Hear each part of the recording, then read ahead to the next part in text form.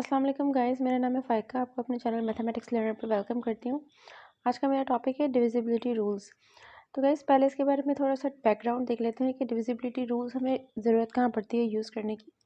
दरअसल हमें कोई भी नंबर्स अगर दिए जाएँ और बताया जाए कि इसको किसी ख़ास नंबर से डिवाइड करना है, तो कुछ रूल्स होते हैं, अगर हम उनकी हेल्प ले लेंगे तो हमें बाकायदा किसी नंबर को डिवाइड नहीं करना पड़ेगा। तो कुछ बेसिक क्लासों में ये बहुत काम आते हैं, इस वजह से मैं ये वीडियो अपलोड कर रही हूँ, क्योंकि मुझे कुछ स्टूडेंट्स ने कहा था कि इसके बारे में वीडियो अपलोड करें। तो इसमें हम लोग जो है वो कॉमन जो है रूल्स पढ़ेंगे, ठीक है। लेकिन वो 2 से लेके आपको 12 तक के टेबल्स के मैं आपको रूल्स बता देती हूँ, क्योंकि ज़्यादातर उन वही हमारे काम आते हैं। इससे बड़ा अगर नंबर होते हैं, अगर इससे बड़े नंबर होते हैं, तो वो हम जो है इन्हीं छोटे नंबर्स की अज़म्पशन उस पे इस्तेमाल कर लेते हैं, ठीक है। लाइक कि अगर 11 की डिविजिबिलिटी रूल आप सीख लेंगे तो क्या होगा कि काफ़ी ज़्यादातर 11 के टेबल के जो नंबर्स हैं, जैसे कि 22, 33, 44, उन पे भी वो डिविजिबिलिटी रूल्स अप्लाई हो सकेंगे। इसीलिए हम लोग क्या करते हैं कि 1 से लेकर 12 तक की डिविजिबिलिटी रूल्स की तैयारी कर लेते हैं, ठीक है। तो गाइस सबसे पहले बहुत कॉमन सा नंबर, सबसे छोटा नंबर 2 जो है वो हम देख लेंगे। 1 का तो आपको पता है हर नंबर 1 से डिवाइड हो जाता है, 2 इसलिए 2 की बात कर रही हूँ। तो जिनके भी आखिर में ये इवन नंबर्स आएंगे 0, 2, 4, 6, 8, तो हम समझ जाएंगे कि वो सब 2 से डिवाइडेड हैं, डिवाइड हो सकते हैं। जैसे कि 454 है, इसका हमें सिर्फ लास्ट डिजिट देखना है कि 4 है, इसका मतलब है कि ये पूरा नंबर 2 से डिवाइड हो जाएगा। इसी तरह से 361 है, इसका लास्ट डिजिट देख लें कि 1 है, तो हमें पता चल जाएगा कि ये 2 के टेबल में नहीं आएगा, इसको पूरा डिवाइड करने की ज़रूरत नहीं है। और 17, इसका लास्ट डिजिट जो है वो 7 है, जो कि एक ऑड नंबर है, इसलिए हम कहेंगे कि ये सब 2 से डिवाइड नहीं हो सकते। गाइस 3 के डिविजिबिलिटी रूल के लिए बहुत एहतियात से हमें क्या करना होगा, एडिशन करनी होगी सब नंबर्स की। फॉर एग्जांपल एक नंबर हमें दिया जाए 453 और कहा जाए कि क्या ये 3 के टेबल में आता है या नहीं, तो हमें क्या करना है, 4 + 5 + 3 जो भी नंबर्स हमारे पास हैं उनको हमें अलग अलग ऐड करना है। इसको हम ऐड करेंगे, हमारे पास बनेगा 12। तो हमें देखना है 12 जो है, ये जो नंबर ऐड करने के बाद अब बना है, क्या ये 3 के टेबल में आता है या नहीं, ठीक है। तो हम देखेंगे, हमें पता चल जाएगा 12 जो है वो 3 के टेबल में आता है, इसका मतलब है कि ये पूरा नंबर 453 3 से जो है वो डिवाइड हो जाएगा।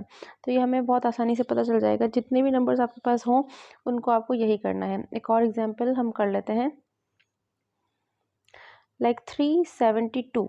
अब हमें ये पता लगाना है। अब क्या करेंगे, 3 + 7 + 2, तो क्या हो जाएगा 12। इसका भी आंसर 12 भी आ रहा है, ठीक है। तो हमें पता चल जाएगा 372 भी 3 से डिवाइड हो जाएगा, ठीक है ना। एक और एग्जांपल हम लोग कर लेते हैं, लाइक 401, ठीक है। 401 कैसे करेंगे, 4 + 0 + 1, इसका आंसर आएगा 4 + 1 5। तो अब 5 जो है वो 3 के टेबल में नहीं आता है, इसलिए हम कहेंगे कि पूरा ये जो नंबर है ये 4 के टेबल से डिवाइड नहीं हो सकता। तो ये बहुत ही ईजी सा डिविजिबिलिटी रूल है, ये सिर्फ 3 के लिए अप्लाई हो सकता है और किसी नंबर के लिए अलग अलग रूल्स हैं, ठीक है। तो वो हम आगे देख लेते हैं। तो गाइस 4 के लिए डिविजिबिलिटी रूल क्या है वो मैं आपको बता दूं, लास्ट के टू डिजिट्स, ठीक है। जैसे कि 384 एक नंबर है, 384 एक नंबर है। अगर हमें ये पता लगाना है कि 4 के टेबल में ये आता है नहीं, हमें लास्ट के 2 डिजिट्स देखने हैं। 84, क्योंकि 84 जो है वो 4 के टेबल में आता है, तो हम ये कहेंगे कि 384 पूरा का पूरा 4 के टेबल में आएगा।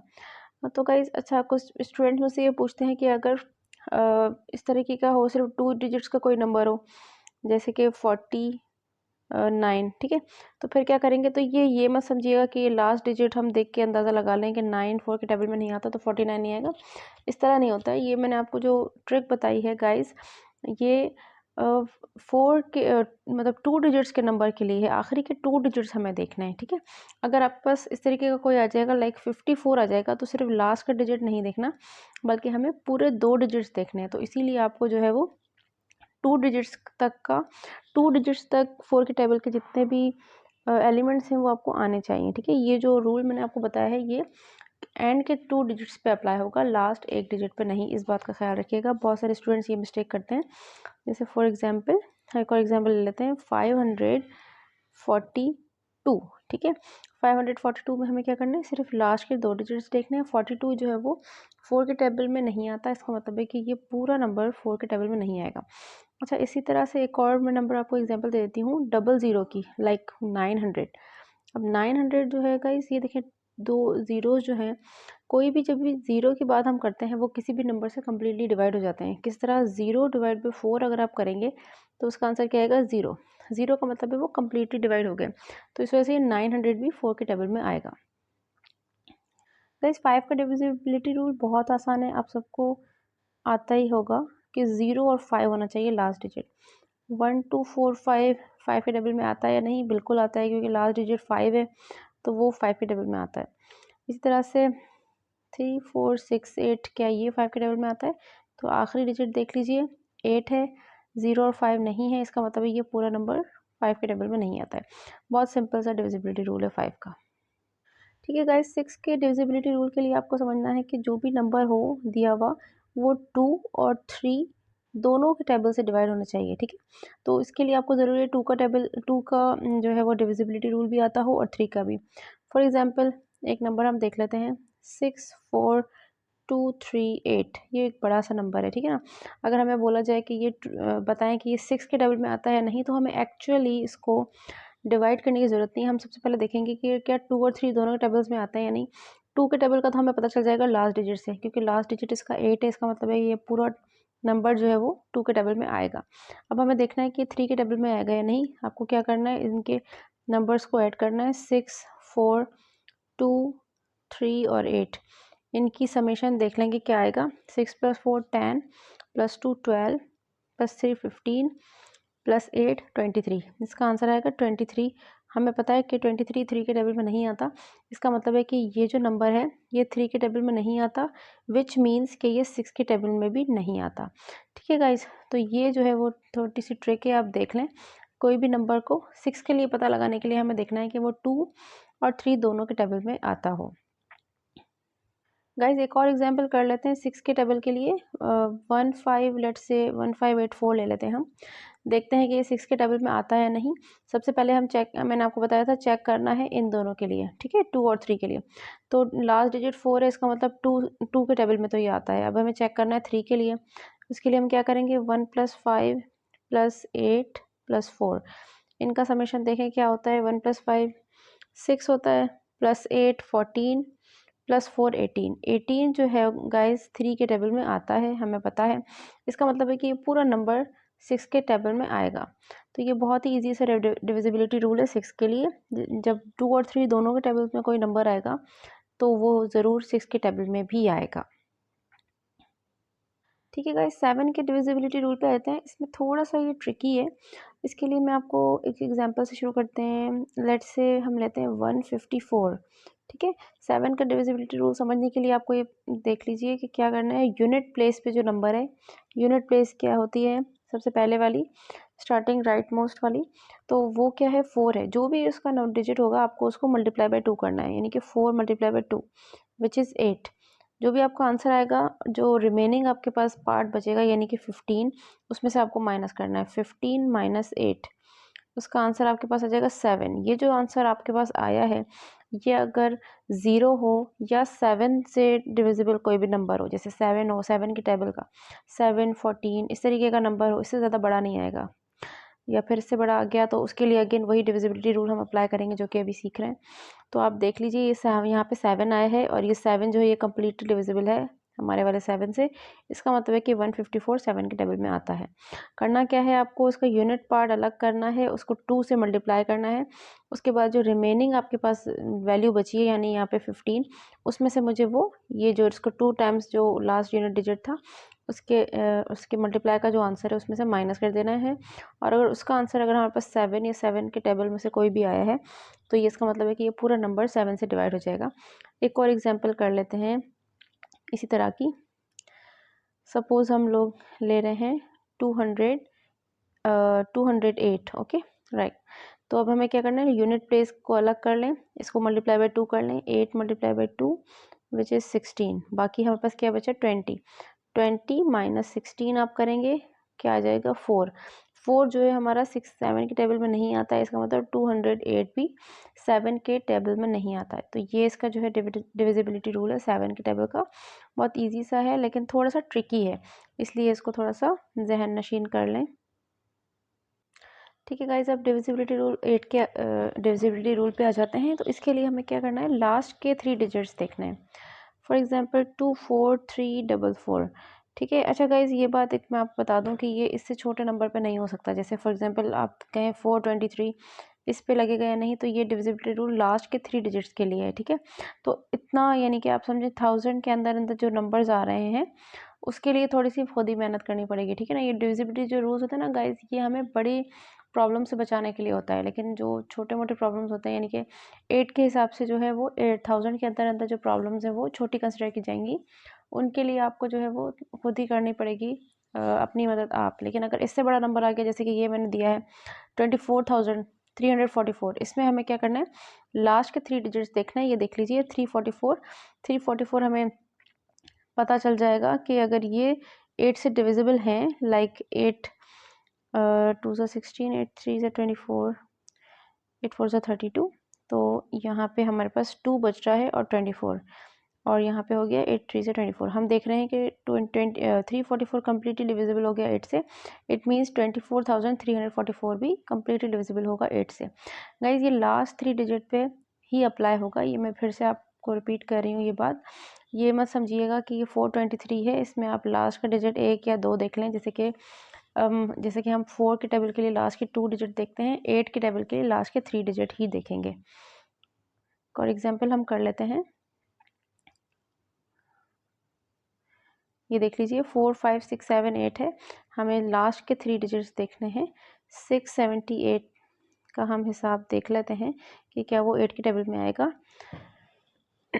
8 8 सा 64, हमारे पास बच गए 38 जो है वो 8 के टेबल में नहीं आता, तो हम कहेंगे कि ये 4 5 6 7 8 भी 8 के टेबल में नहीं आएगा। ठीक है गाइस, तो ये लास्ट के 3 डिजिट्स को देखना है हमें कि वो 8 के टेबल में आते हैं या नहीं। अगर वो कंफर्म हो जाते हैं कि वो आते हैं, तो हम कहेंगे कि पूरा डिजिट, पूरा नंबर कितना ही बड़ा हो, अगर इसके आगे मैं 1 भी लगा दूँ, उसके आगे 7 भी लगा दूँ, कितने ही सारे नंबर्स में लगा दूँ, अगर लास्ट के 3 डिजिट्स नहीं आ रहे 8 के टेबल में, तो ये सब नंबर्स भी 8 के टेबल में नहीं आएंगे।